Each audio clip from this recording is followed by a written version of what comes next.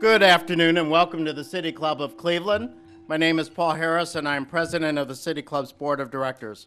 I'm very pleased to introduce today's speaker, Karen Alderman Harbert, President and Chief Executive Officer of the Institute for 21st Century Energy.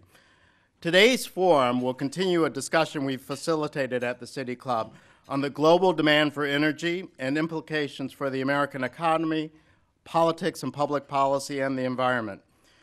The Institute for 21st Century Energy is an affiliate of the United States Chamber of Commerce. The Institute's mission, as stated at its website, is to, quote, unify policymakers, regulators, business leaders, and the American public behind a common-sense energy strategy to help keep America secure, prosperous, and clean, end quote. A few biographical comments on our speaker today, the Institute's Chief Executive Officer. Ms. Harbert earned a degree in International Policy Studies and Political Science from Rice University. Her pre-institute experience includes stints in both the public and private sector. Her private sector experience has included work on international infrastructure and power projects. She served as Deputy Assistant Administrator for Latin America and the Caribbean at the U.S. Agency for International Development. She later served as Assistant Secretary for Policy and International Affairs at the United States Department of Energy, where she was the Chief Public Advisor, or Policy Advisor rather, to the Secretary of Energy and the Department on domestic and international energy issues. She joined the Chamber of Commerce in 2008, I understand is the second in command there, and under her leadership at the Institute has established the Index of Energy Security Risk and the International Index of Energy Security Risk, tools to assess our nation's energy security. And that brings me back to the subject of recent energy-focused forums here at the City Club of Cleveland. Recent speakers have argued that with technology advances which have facilitated horizontal drilling, seismic imaging, and hydraulic fracturing, or fracking, the United States is on the cusp of energy abundance. Now, in that regard, yesterday's Commerce Department trade report showed that the July petroleum deficit was at the lowest level since May of 2009. Just this past June, Tom Farrell, CEO of Dominion Resources, commented that energy abundance will not only reduce America's dependence on foreign oil, but will also create export opportunities. And in May, David Orr, founder of the Oberlin Project, argued for increased investments in alternative energy. Ms. Harbert's letter at the Institute's website states that, quote, by making smart choices, we can reduce our dependence on foreign oil and strengthen our global competitiveness, end quote. We are delighted to have her with us today to expand on that opportunity and respond to questions during our traditional question and answer period. So I'm pleased to present on behalf of the City Club of Cleveland, Karen Alderman Harbert, President and Chief Executive Officer of the Institute for 21st Century Energy.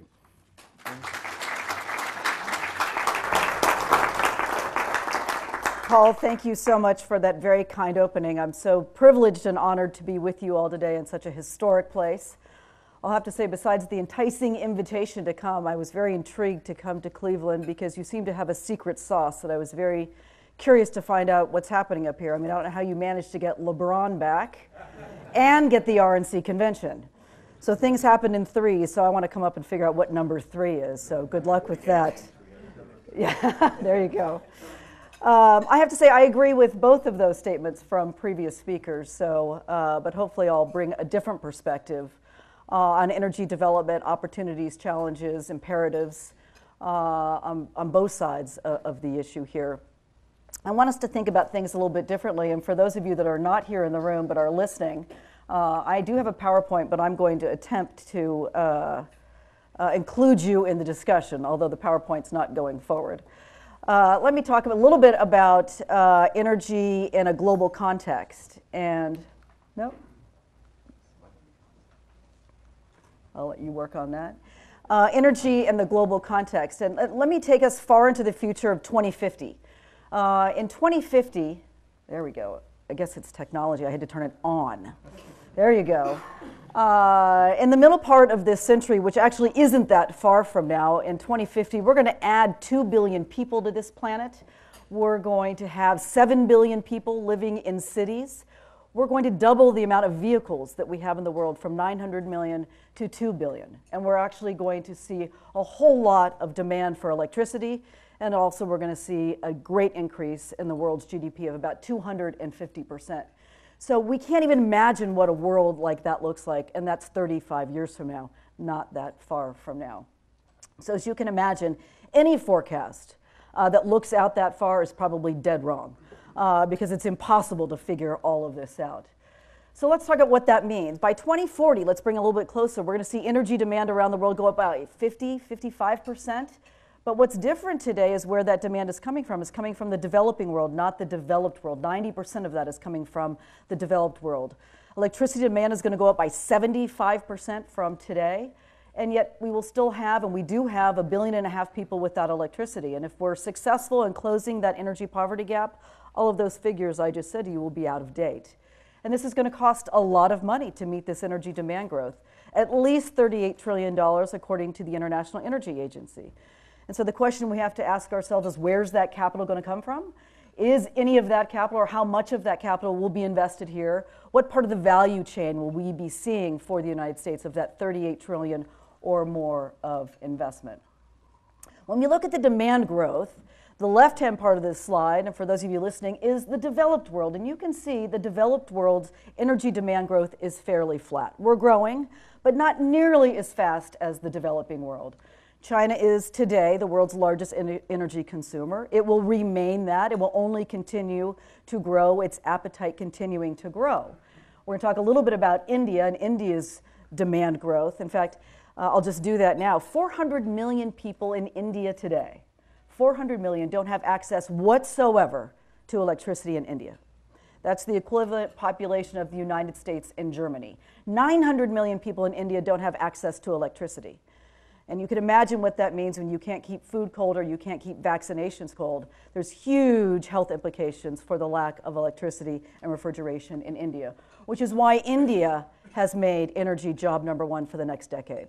I say to you, China has made energy job number one for the last 2 decades, and it states so in their 5-year plan.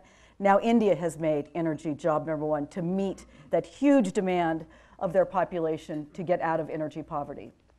What is very interesting about this slide, which is very hard to see even if you're not looking at it, is the second fastest growing region for energy demand growth is the Middle East. And given the times in which we live, that's very important to dissect that and that implications for us. If you look at the rulers of the Middle East, we've been through Arab Spring, Arab Winter. I would propose to you, we don't know what we're in, but we're in a great deal of change in the Middle East. That they are having to spend more of their own resources in the Middle East to meet the demands of their citizens, to raise the quality of life, to keep people off the streets, to create new opportunities. That means they're also spending more of their molecules in the Middle East. It also means they have to sell more of their molecules to new customers because our demand is flat. And that means they're having to find new customers, and their new customers are Asia. That is where the demand is. So you look at the global oil market, which is still really the nexus of the world's energy market. It used to be defined by the Middle East and the United States. Supply, demand. And now that has greatly changed with new supply and a great new demand center. And so the Middle East is turning towards Asia. And we have to take that into account as we make decisions about sustaining our energy appetite going forward. And if I looked at that, and I was talking to you in maybe the year 2005 or the beginning part of this decade, we'd probably all be heading straight to the bar. I assume there is one here, Dan, right? But we aren't. We're heading there in 2014, and we wake up in 2014, and we are the largest holder of fossil reserves in the world, of oil, natural gas, and coal. We are the largest producer today of natural gas, a very unusual position. Even in 2005, we could not envision that. In 2005, who remembers the hurricanes of 2005? Hurricanes Katrina and Rita. Well, I happened to be in the government. I was responsible for the energy response on behalf of the government, not the FEMA trailers, the energy response. And we were obviously gasoline, because of the price of oil, spiked at about $4.50, but that quickly came back down. What we were really worried about at that time, which was very hard to hear and very hard to understand, was natural gas. Our production was on a great decline, and there was a great demand all over the world for natural gas, and we didn't have the import infrastructure. We accelerated our import infrastructure, and I went to every place you will never go on vacation looking for molecules. Turkmenistan in August, Qatar in August, lovely temperature. But it was an amazing wake-up call for us that we were in a very dire situation of natural gas. That was 9 years ago. We had more import infrastructure turned around overnight. We were fighting over cargoes. And now we're talking about taking those import terminals and turning them around to export terminals. We're talking about building new export terminals, and they're moving through the pipeline. What other industry has gone through that type of a transformation in 9 years? It's not the IT industry. It is not. And the cell phones when I was in college were the size of suitcases. And now they're this size. But that didn't take 9 years. It took 29 years. And so the pace of change in this industry is unbelievable. Now let's look at our demand. I said it's flat, but we're still growing. And in fact, this forecast, like every other forecast from our government, is probably going to be wrong. We think our demand growth is going to be about 11% between now and 2040. But if we get out of this recession faster, if we hire more people, if we do a lot of things, it could be even bigger. What's important to look at is as we look out 35 years from now or 25 years from now, we still are using many of the same sources we are using today. Everybody is still at the dinner party, but everybody's chair is a slightly different size. Gas is bigger, coal is smaller, renewables are bigger, but nobody is excused from the dinner party. And so we have to remember that we have to have an energy policy in this country that recognizes our reality going forward, that the dinner party still has all of the same people at it. We haven't excused anybody from the party. And I'm not sure that we actually have today that type of policy that recognizes an energy reality that we know is going to be looking like this in 2040. The other thing that's different today, and we've been through booms and busts before in this country, is what's happening. It's all across the country. Before it was Texas, Oklahoma, Alaska, and the benefits were very localized in those communities, and you had great support. You look today and you look at the shale plays all across our country. It's not just the Marcellus, it's not just the Utica, it is all over the country. And this chart, which was made in 2011, is already out of date. In fact, the United States Geological Survey, which used to update its data every 5 to 7 years, is having to do it every 1 to 2 years, as technology is unveiling how many resources we have. When we have 400 years, when we have 120 years worth of natural gas, 200 years worth of oil, and who knows how much coal we have in this country, but at least 250 years at current consumption rates. But if we're to look at this in several years from now, if I'm ever invited back after this speech, this will be a much different map. It will be very much populated by more shale plays that we are finding every day. And interestingly, the largest shale play in our country today is in the state of California, the Monterey Shale play. It's not currently being developed, but you can imagine if you're, who's from California, anybody? There you go. All right. You can imagine what the situation in California would look like if they capture the revenue from the Monterey Shale play. The fortunes of California would certainly look a lot different, and certainly the deficit in California would look a whole lot different, which would be very good for the entire economic position of the United States. So we look at that and we go, everybody over time in this country is going to be in the energy business in one way or another. That's very, very new, which is why I think this renaissance is here to stay. But we have to remember that it's not just here, it's happening around the world. It's happening in Europe, it's happening in Africa. These brown parts are where the richest deposits are, and again, 2 years from now, 2015, 2016, when these maps are redone and we look at more places, there'll be more brown on that map. That's great news for the global energy landscape, and we need to be part of that. The technology to unlock those resources was born here, developed here, and should be used in all of these new areas. So there's huge opportunities for the value chain, the equipment suppliers that are just getting started here in Ohio and around the world is a new opportunity for them as well. Now, who would have thought 5 years ago that this would look like this? That the top 10 energy or oil producing states in our country, number 2 would be North Dakota. You would probably have guessed that Texas would be number 1, but North Dakota. North Dakota has the lowest unemployment rate in the country. If you live in Williston, North Dakota, you can make more working at McDonald's than you can as a nurse in Atlanta. If you drive through Williston, lock your doors because they'll drag you out and put you to work. They are so desperate for workers. If you have got kids that have moved home with you, get them to Williston because they will actually have great paying jobs. California, number 3. Number 4, it's a really bad story in Alaska. Alaska used to be higher up. If we're here 2 years from now, Alaska's going to be further down. the production in Alaska, because of a number of federal policies that are putting things off limits for Alaska, Alaska's continuing to drop down this list. And their production is falling. And that big, who remembers the Trans-Alaska Pipeline that was a big national debate in this country, is a couple 100,000 barrels short of running dry. That would be a national tragedy for this country if we let that piece of energy security actually be retired. So this is an interesting new dynamic. Those are going to change a little bit. Ohio is going to be in there at some point one way or another, as will other states going forward. The other thing that's different is shale gas. Obviously, you're sitting right in the middle of it. You know this story better than anybody. But if you think about this pace of change, in the year 2000, shale gas was 2% of our supply.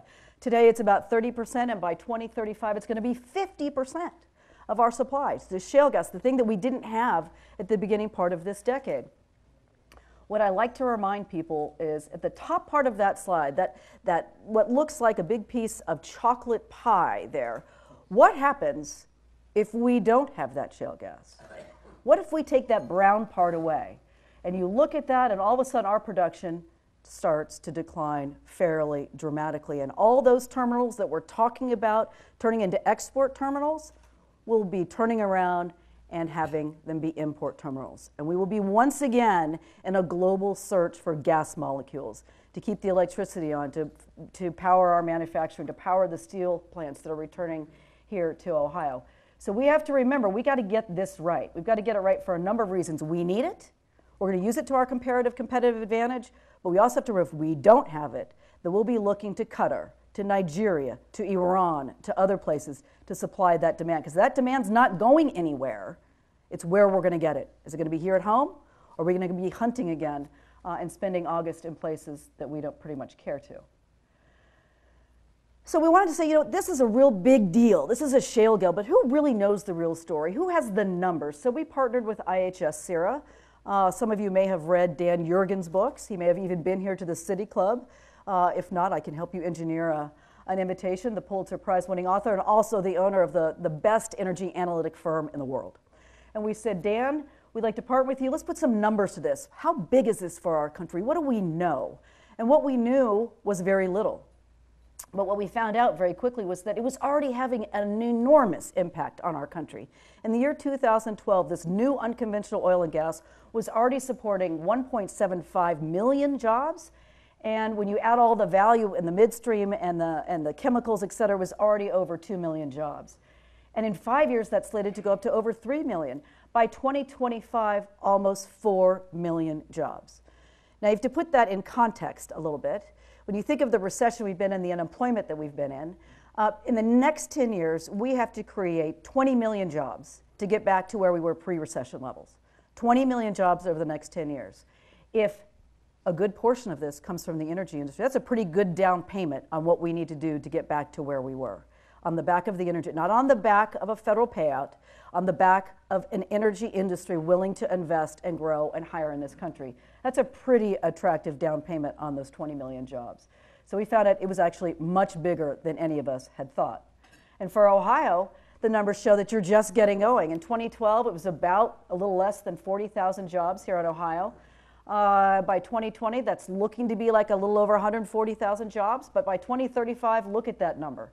266,000 new jobs just because of the unconventional oil and gas industry alone. On top of that, you will add all the manufacturing, all the steel, all the plastics, all the value chain that comes along with that, and those numbers start to be really big. We talked to a lot of governors and a lot of state chambers about this, and what they're interested in is, yeah, the jobs really matter, but guess what? Unlike Washington, that doesn't have to manage its budget, doesn't have to balance its budget, governors do. And it's a really big deal in terms of state revenue. And here in Ohio, you look at $900 million already coming into the state because of property taxes and state taxes. But that grows all the way to $8.5 billion over the next 20 years. So not an insignificant component to the state revenue and state budget will be contributed by the energy industry in a very short amount of time. And that makes governors pretty excited. The other thing that's different about this is that everybody, as I mentioned, will be in the energy business one way or another.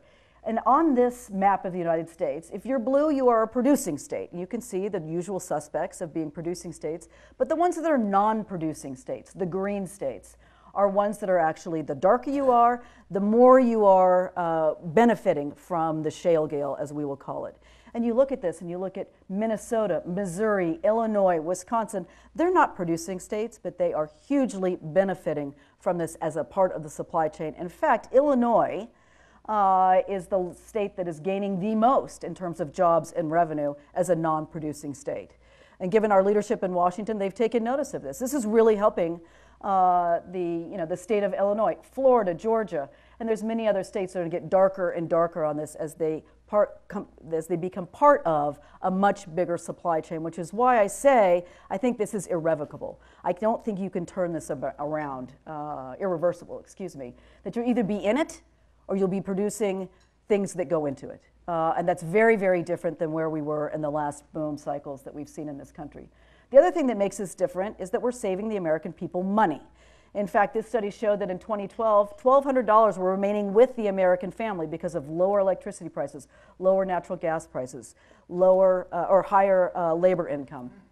And that's only slated to go up over time to 2025 over $3,500. That's money that they can invest, they can do what they need to do for their families, for education, for whatever might be their family priorities. And the same obviously is amplified exponentially within the business community. So just to wrap up on the oil and gas side, because I want to get to the electricity side before we wrap up. Oil and gas has been the job driver for the last 5 years through our recession. In fact, in the oil and gas sector, employment has gone up by about 38%, while non-farm employment has gone down 2.5%. So it is what is propping up the economy. Our unemployment figures would be much, much higher if we had not seen the shale gale occur, which would be very devastating for our economy. The other thing is it's not just limited to the oil and gas sector. We're seeing the iron and steel companies coming back. You're seeing that here in Ohio. Machinery, non-metallic metals, fabricated metals. The fact that in Ohio and Pennsylvania, where the steel mills and steel industry had left and gone to China, things are reopening. That is great for rural Pennsylvania, great for rural West Virginia, great for rural areas in Ohio. And it's not limited to that. It's also the industrial demand for natural gas, and that means the chemical industry. All the types of new commercial demands for gas that are happening all around the country. So I think that also means it is not going to turn around, that this is here to stay because the demand is there and we're building up an embedded demand by new industries. If you look at what's happening in Germany today, the electricity prices in Germany, depending on where you are, anywhere between 2 and 4 times higher than they are in the United States. Natural gas prices are about $12 in Europe and they're less than $4 here. That is why so many industrial actors in Germany are moving to the United States. The largest chemical manufacturer in Germany, BASF, just invested another $4 billion into the Gulf of Mexico to produce its products here, not in Germany. We don't want to see that happen to us. We don't want to see high electricity prices or high natural gas prices. This is our competitive advantage, and we have to make sure that it is here to stay. So we're talking about 4 million jobs, $2.5 trillion of new and additional revenue for our government, $5 trillion of investment. If you remember when I opened, I said that $38 trillion of new investment was needed to meet the world's energy demand growth. $5 trillion of that will come here in the unconventional space of oil and gas if we let it. And that means policy, regulation, and public acceptance going forward. And of course, this means also that we will be importing less oil, and particularly from people and places that don't like us so much or don't share our values. And we're seeing that play out right now in the Middle East. And that's a very good thing from an energy security standpoint. So it's jobs, it's changing the geopolitical balance in favor of the United States. Between Canada, the United States, and Mexico, we could supply all the energy we need here in North America. That means being less reliant on people that don't care about us or don't share our values. It means a return of the chemical industry, the manufacturing renaissance that we've long hoped for but has been hard to actually see happen, and the steel industries. All of that is a great economic story for the United States. Or what are we doing about it? Well, let's talk about offshore. Every 5 years, the Department of Interior sets our offshore leasing program. We are on the plan right now, 2012 to 2017. We're about to draft and issue the one from 2017 to 2022. The one that we are living under today, the red parts of this slide are ones that are off limits. So for those of you who can't see it, all of the Atlantic coast is off limits for new exploration and production. All of the Pacific coast is off limits for new exploration and production. The eastern Gulf of Mexico is off limits, and new places in Alaska have been placed off limits. The blue parts, which are the Gulf of Mexico, is what is open today. It is the slowest permitting process that we have seen after Macondo in the history of our country as well, and that is compounding our problem. So we have areas that are off limits, and we have a very slow permitting process. So as we wake up in 2014 and we look at what's happening in this world, we look at the demand growth in China, we look at it in India, we look at Middle East, we look at what we know is happening in terms of demand, are we meeting it head on with our policy? Are we opening up areas that we know contain so much resource? 85% of our offshore is off limits today to American industry, to any industry, quite frankly. And the same is true onshore. So everybody says, but wait a minute, this doesn't comport with what I'm hearing. We're producing more oil and natural gas here at home. That is true, but where it is makes a difference.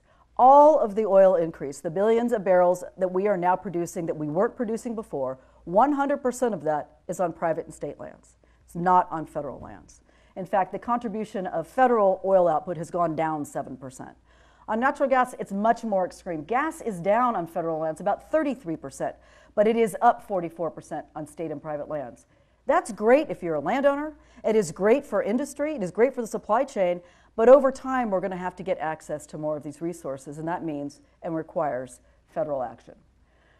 We also have to get back in the infrastructure business. You're feeling it right here in the midstream. You need to move these molecules around. The reason that it is not happening as fast as everybody wants it in Ohio is that you need more pipeline. You need ways to move these things around.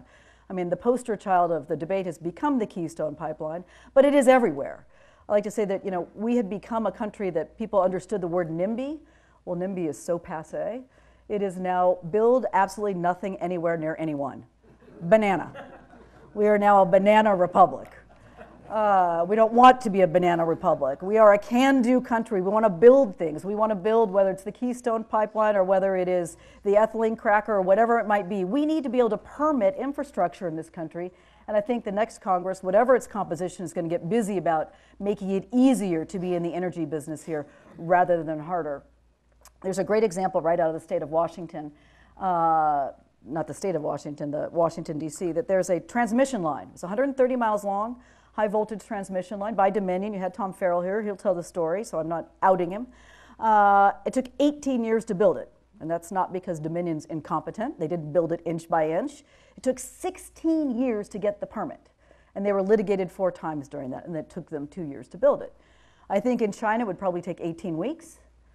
We don't want to be China. I would go for 18 months. That would be a good compromise. But we're making it really hard to do business, so we've got to fix that. The other thing we have to realize is that we're not alone in this, that there's other supply around the world coming on. And we're fighting for market share. Australia, Qatar, Nigeria, Malaysia, Algeria, there's all kinds of new supply coming on. So if we want to be a global player, we've got to be a global player sooner rather than later. Otherwise, that opportunity will disappear. But I have to warn you, this is all not forgiven, or not a given. Even if we had all the right policies and all the right regulations, and we didn't have 13 federal agencies studying how they could regulate it right now, we have a lot of problems. Today we have 375 municipal fracking bans in 20 states. You've had the debates here. Some of them are in areas where there are no resources, but there are fracking bans in places where there are resources. Ground zero had been Colorado. They were going to put it on the ballot in 2014 in November. It's now off the ballot, but Colorado's an energy state. If they can ban fracking, or at least make it so uneconomical in Colorado that they push it elsewhere, we're in a heap of trouble, a heap of trouble. Right now we have a municipal ban being debated in Denton, Texas, in the state of Texas, banning fracking. So this is something that we really have to keep an eye on, that we are very, very clear to the American public, to people, what we're trying to do, how safe it is, and being very clear about the advances in technology, because public acceptance is part of the solution. We need to have the technology and the public acceptance. Those two are absolutely required. The other thing is we have to make sure that we're building things in this country, that we have the generation capacity, the electricity that we're going to need going forward. And the forecast isn't so great. And why is that? Why aren't we building? If we know we have all of this natural gas, why aren't we building more? Well, we've got things to deal with the Environmental Protection Agency. These are all the rulemakings that have been underway 2011 to 2014, and here's 2014 to 2016. These are all the regulations that are around energy development, energy use. whether it is on pollutants, air toxics, greenhouse gases. I would say, who in this room is not an environmentalist? We're all environmentalists. We want clean air, we want clean water, we want clean land, we want to preserve species, but we have to have a balance. And we've got a situation in Washington where the Environmental Protection Agency has an enormous regulatory agenda, and therefore you're seeing people put the brakes on investment because they have no idea what this is going to demand that they build, what type of specifications they might be required to do, and so the brakes are going on the electricity sector. And I'm sure Tom Farrell talked about that when he was here, because he says, where should I put my next marginal dollar? I don't know, because if I put it in today and in 2016 I found out that the regulation is different, I've now wasted my my shareholders' dollars. A big problem today of not being able to get a transparent view into what this might look like a couple of years from now. And what it's leading to today, because of existing regulations and where this is going, and you're feeling it here with First Energy, and they're closing coal plants, is we're seeing a lot of coal plants come offline. Baseload power. We've already seen announced 60 gigawatts of power going to be retired over the next 5 years. With the EPA regulation that came out this summer, 60 is going to 100 gigawatts, according to EPA's estimate. So we're taking a lot of power off of the grid, and yet, as I pointed out to you, we're not building enough to make up for it. So the reliability of the grid is a big, big question for us. And this is where they're being retired. You're right there in the middle of this. If you look on here, it's Pennsylvania, Ohio, West Virginia. If this chart was to look at 2016 to 2020, it would start moving south into the southeast. So east of the Mississippi starts to look very, very scary in terms of how much of our baseload power is coming offline in a very, very short amount of time with not enough to make up for it. We can't make enough energy efficiency gains to make up for all of this coal that is coming offline. And there's some states that are really unhappy about this already. 26 states, either through the governor or their attorney general, has already filed comments in opposition to EPA's carbon proposal. And you can see where you sit right there. But it is people in the middle of the country, in the southeastern part of this country, that are going to be hardest hit, and they're already making their voices known.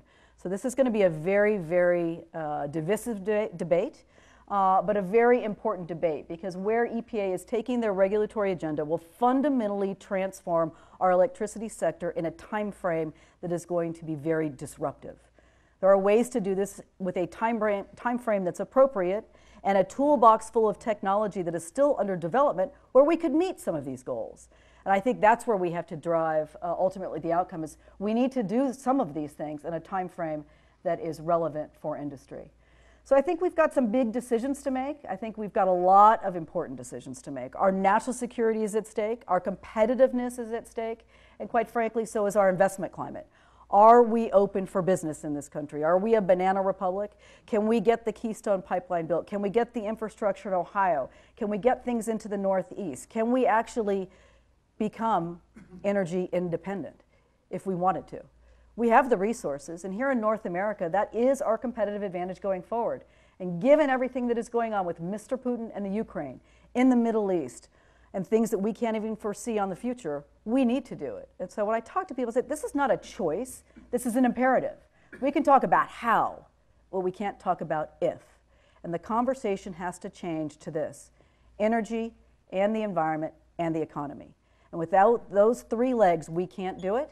But you take one of those legs away from that three-legged stool and it falls over. You have to do all three. So thank you very, very much. Paul?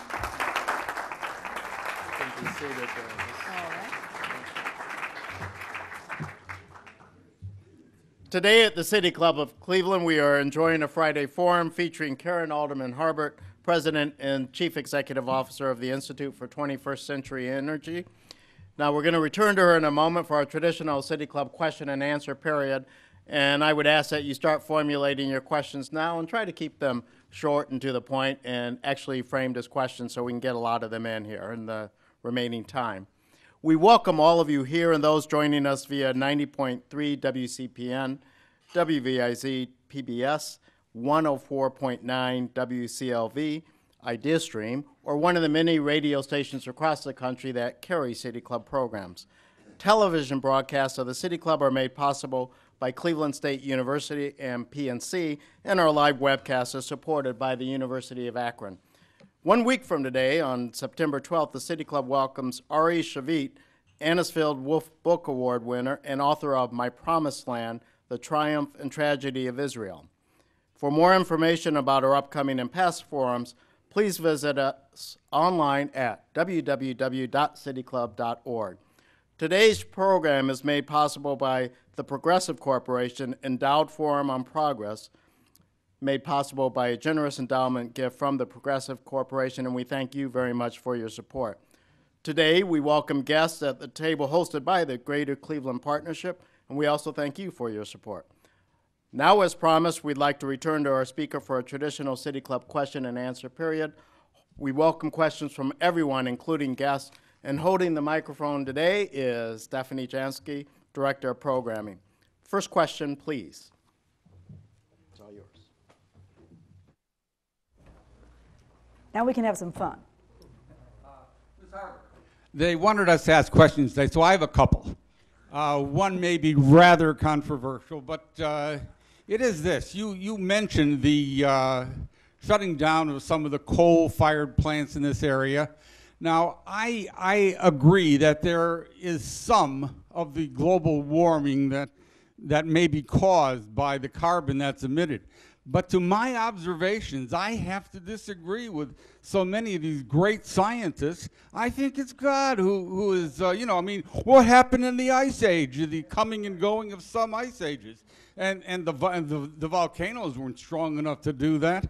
And the second question is the Keystone Pipeline. What's the real lowdown on it?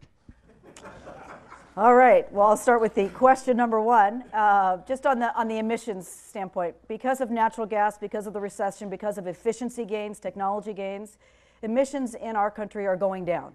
And that's a good thing. We're proving that it can be done here, that we can develop more energy and we can have a lower emissions profile in this country. We could lead this debate on climate change and what to do about it by being the example that we are, which means we don't need to put a huge regulatory scheme on top of it. We can do this along with the market forces at work. On the Keystone Pipeline, the anniversary of the Keystone Pipeline's application is next week, at the end of the week, on Friday. 6 years it has been under review. Today in Nebraska, the Supreme Court heard another case about the Keystone Pipeline. This is the prime example of having a banana republic.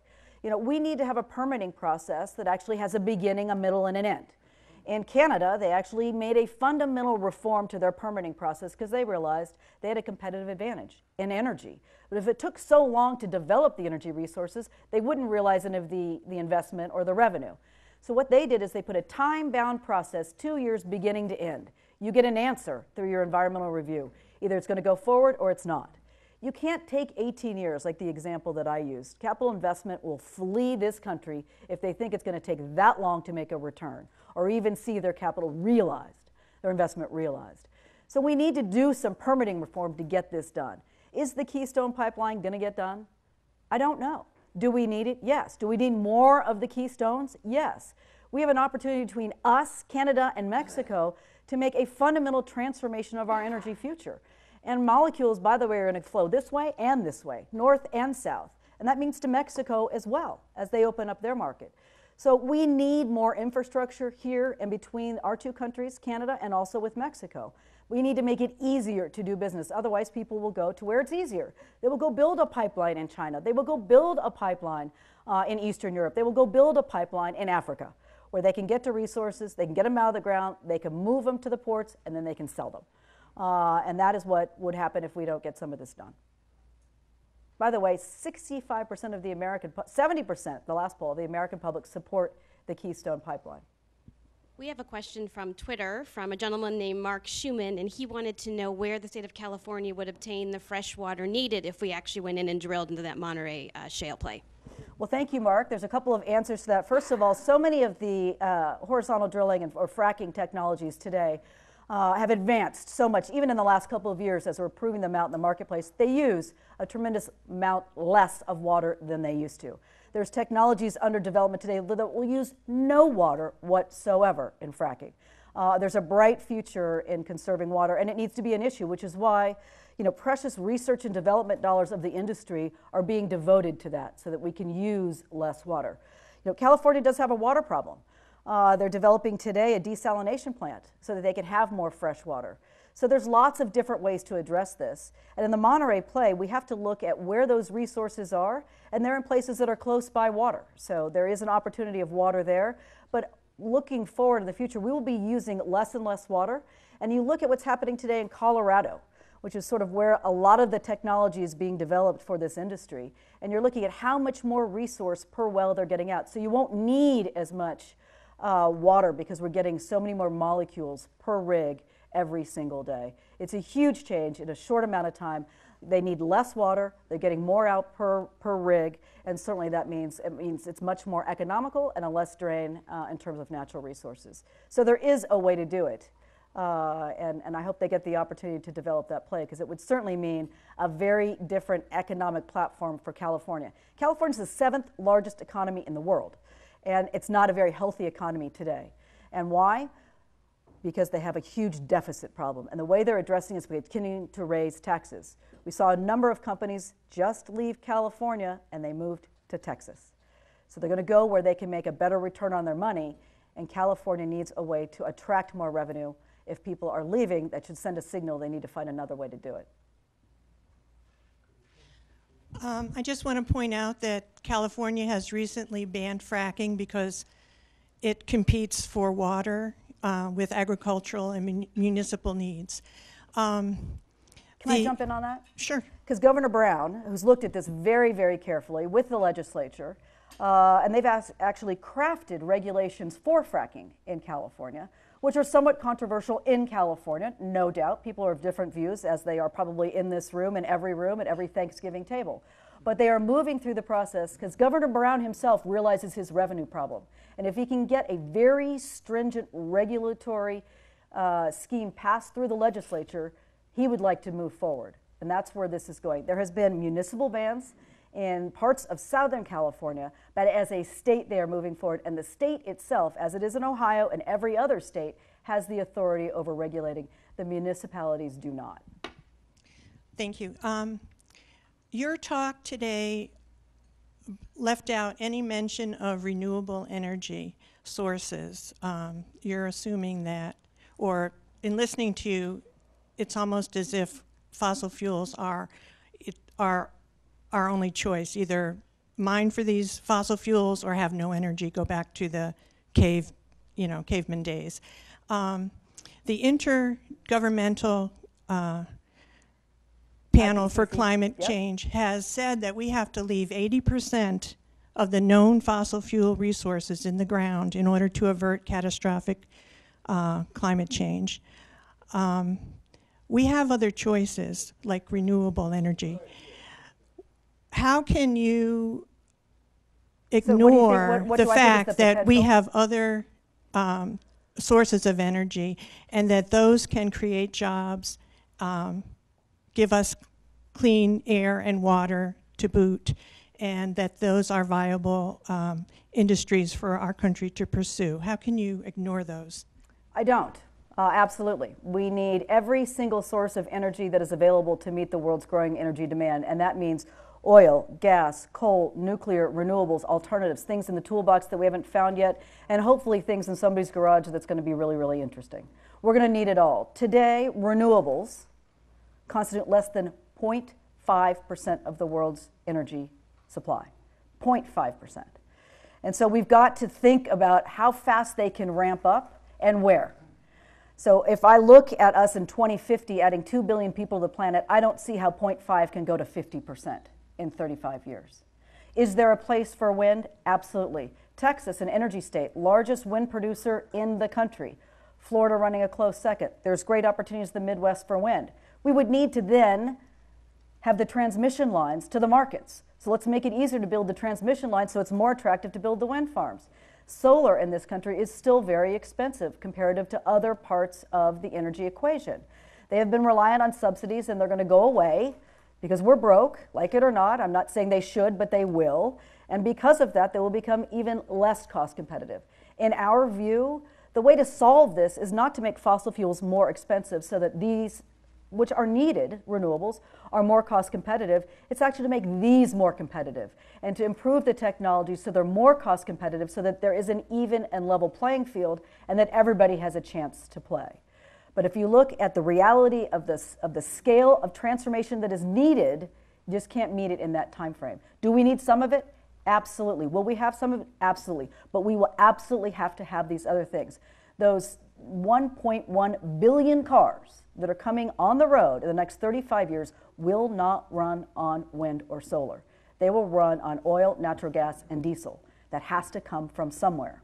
Until we get battery storage done in this, hopefully in this country, in our lifetime, that's just the reality. And so we need to be looking at how we can extract it in the most efficient way possible, use it in the best way possible, and encourage the highest mileage possible for cars, which is what's happening in this country. So we believe in it. We have to address just the scale of the issue. Here I am. A piece of information. Just within the past week, it was announced that a couple of companies in Israel have drawn up a $15 billion contract with Jordan for the sale of natural gas to Jordan, which makes Israel a net energy supplier rather than a net energy user. Interesting. But I have a question about the ultimate depletion of natural gas supplies. Has anybody made any studies of how long the natural gas reserves will last in the world and in the United States?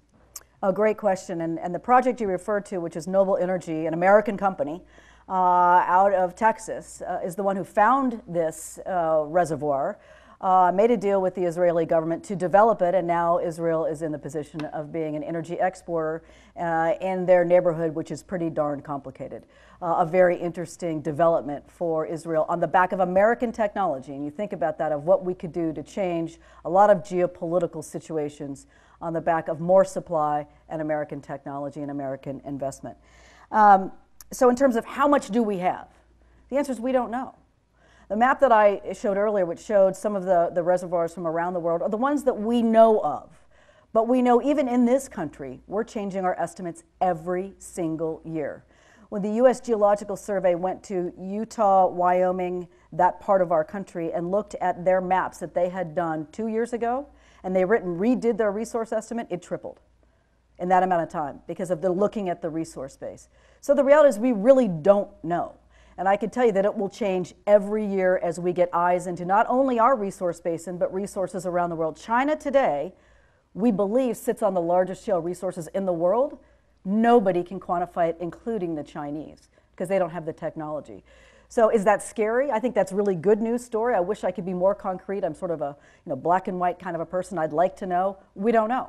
We don't know what's off of our shores because we haven't looked for 30 years. The United States government is just putting out a tender to allow people to go out and do some seismic in the outer continental shelf of our country. We don't know what we have even in our own country. We do know that it's more than we ever thought fathomable, which is a huge relief for this world. I wish I understood your business well enough to ask a question that might be intelligent, but I can't. Let's get very basic. You talked a great deal about being competitive. We produce a lot of oil in this country. I presume it's sold at the world price of oil, which makes us a de facto member of OPEC. How will we become more competitive under the guidelines that you suggested for our development? So that's a fascinating question. There's sort of two prices of oil, one that is sort of set over in Europe and one that is set here. They're normally pretty close together. The reason why they're pretty close together is that the oil market is a global market. We still import up until, we used to import 70%, went down to 60, 50, we're on the sliding scale. The more that we produce, the more impact we have on not only the global market, but also, importantly, the volatility of the market.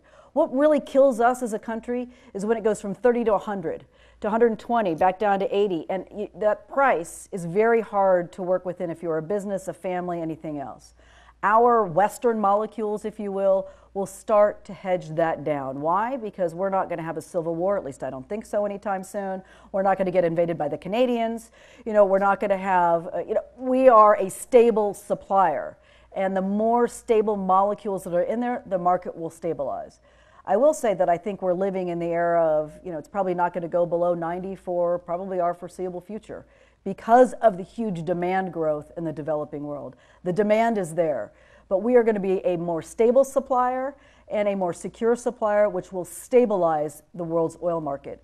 We will still be paying the global price unless we want to wall ourselves off and just supply ourselves here, which we can't do because we don't have that type of refining capacity. So we're still part of the global market. We're not part of OPEC, but it is a global market out there that we can be a bigger and better and more constructive participant. By the way, that would assume we could export oil. And we can't. We have a ban on exporting oil born out of the 1973 Arab oil embargo, where we decided if we produced any molecule here, it better stay here. And so we are exporting refined product to Europe and other places, diesel that we don't use here since they use more diesel and some other things.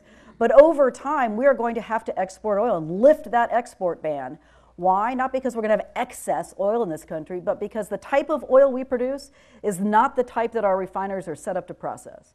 So we need to actually ship our oil to places where it can be refined and be used in the marketplace. So that is going to be controversial. It already is in Washington, but the debate is going to come. It's going to come fast. Ms. Harbert, you speak of renewables, and Tom Farrell, when he was here a couple of weeks ago, spoke about I think it was a 5-megawatt plant that took 50 acres to build, if I recall the statistics. And I tried to do a quick computation, and if I've got it right, to do solar for the entire United States would take half the land mass of the United States, and you'd have similar problems with wind. So as I see it, renewables is a small part of the solution. But is there a strategic way that you know that we can get to a less carbon unfriendly future, if I can put it that way, without relying so much on fossil fuels, but providing through either energy savings and or different energy production a better way for us to energize the United States and the world?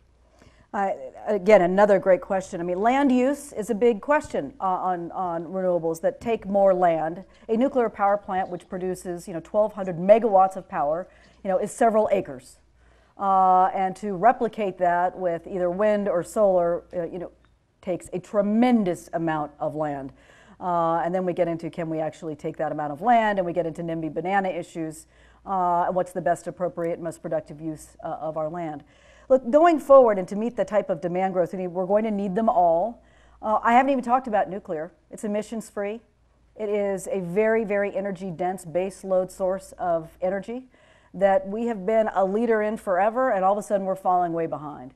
Nuclear used to be about 20% of our electricity supply. It's coming down, and some plants right now are being retired. We're only building, the government is building 2, and the private sector is building 2, but beyond that, there is no plan to build new nuclear in this country. China's building 20 today and has on the drawing books 80 more. They get the joke. They're going to need nuclear power to fuel all those people that are coming, or that are going to be living in those energy-dense cities in China. Middle East, they're building a nuclear power plant. Africa, Latin America, everybody's getting back into the nuclear business because it's a reliable, affordable baseload source of electricity.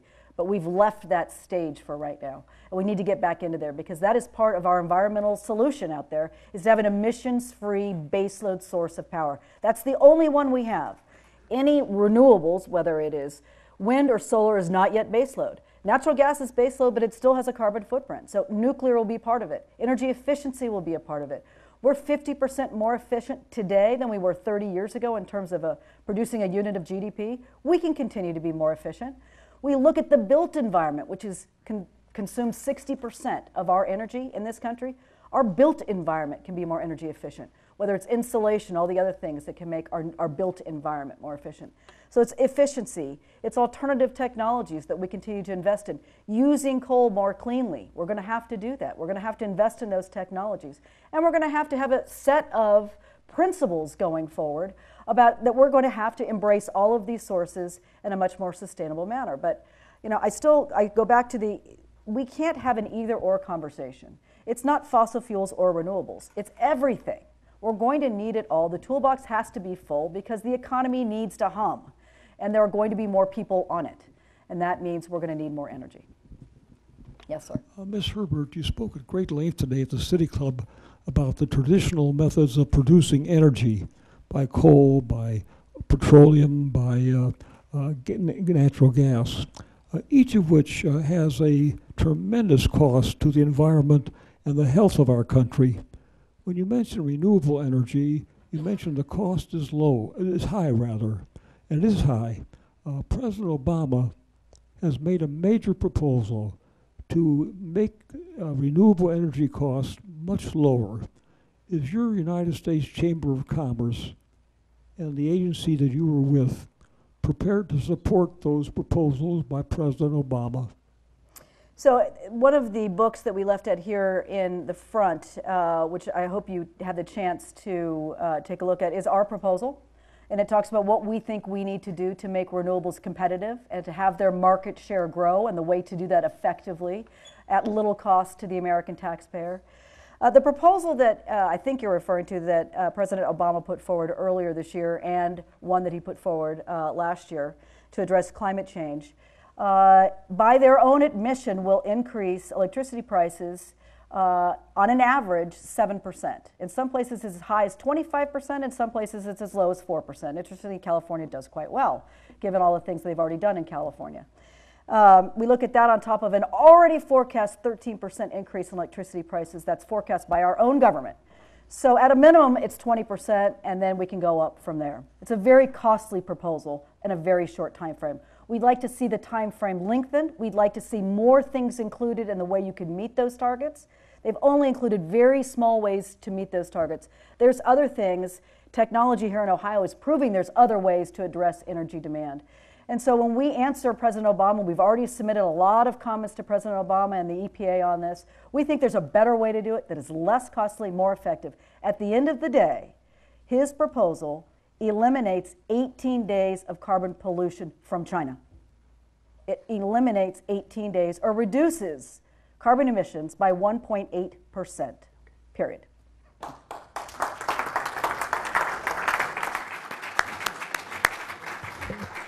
Today at the City Club of Cleveland, we have enjoyed a Friday forum featuring Karen Alderman Harbert, President and CEO of the Institute for 21st Century Energy. Thank you very much, ladies and gentlemen. Sorry we can't get more questions in. Thank you, Karen. This forum is now adjourned.